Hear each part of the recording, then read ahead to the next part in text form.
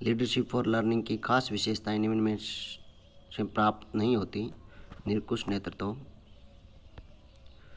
शिक्षकों के बीच मतभेद टकराव की स्थिति। जब एक विद्यालय नेतृत्वकर्ता मध्यस्थता करता है तो उसे आदर्श रूप में होना चाहिए। समस्या समाधान करें। मतभेद टकराव की स्थितियों से निपटने का प्रभावी तरीका है प्रभावी संप्रेषण कौशलों का उपयोग करना। एक विद्यालय नेतृत्वकर्ता के लिए स्वयं का विकास महत्वपूर्ण है। अपने आत्मविश्वास को बढ़ाने के लिए उसे चुनौतियों को स्वीकारने हेतु तैयार करना। इनमें से कौन सी रणनीति अहिंसक संप्रेषण के लिए नहीं है? आक्रामक होना। अकादमिक नेतृत्व में शामिल नहीं है। शिक्षकों पर हावी नियमों और विनियमों का ज्ञान। आत्मचिंतन के लिए अनिवार्य है विचारों एवं कार्यों का विश्लेषण व मूल्यांकन करना।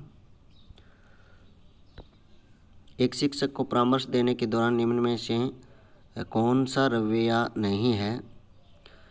समस्या समाधान की कम क्षमता होने से शिक्षक की आलोचना करना। लीडरशिप ऑफ लर्निंग का केंद्रीय विचार है विद्यालय के प्रत्येक हितधारक का निरंतर आजीवन शिक्षार्थी होना। एक परिवर्तनकारी नेतृत्वकर्ता वह है जो दूरदर्शी होता है। विजन का निर्माण महत्वपूर्ण है क्योंकि विद्यालय के रूपांतरण के लिए एक भविष्योन्मुखी दिशा की स्थापना हेतु विद्यालय विकास योजना को आधारित होना चाहिए। विद्यालय के सभी पहलुओं को समेटने वाले नैदानिक अभ्यास पर एक प्रभावी नेतृत्वकर्ता बनने के लिए स्वयं के दो सबसे महत्वपूर्ण गुण है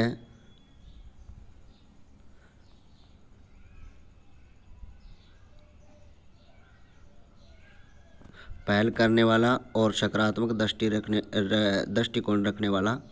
विद्यालय आधारित आंकड़ा डेटा क्यों महत्वपूर्ण है?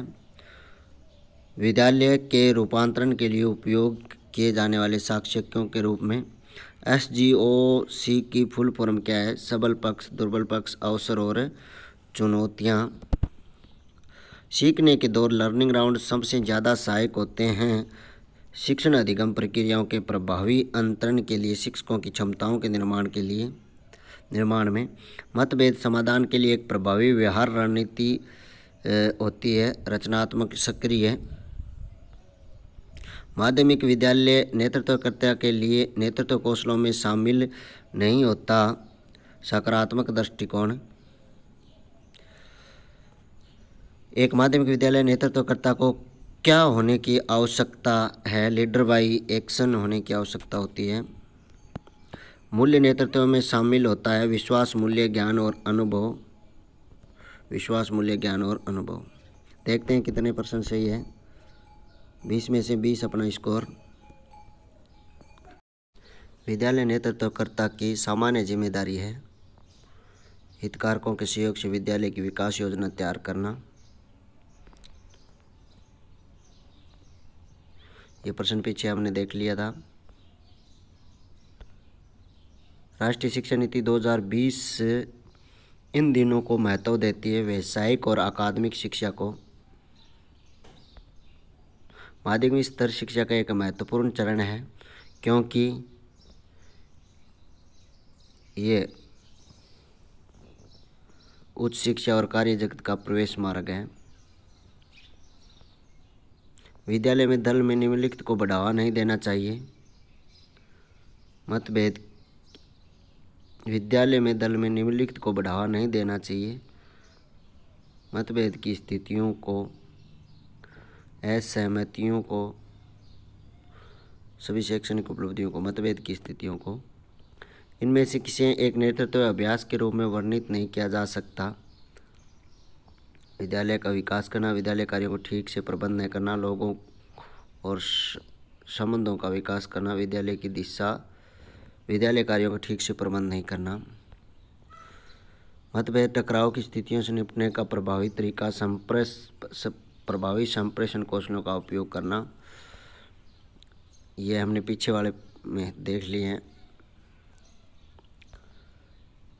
विद्यालय विकास योजना को आधारित होना चाहिए। विद्यालय के सभी पहलुओं को समेटने वाले नैदानिक अभ्यास पर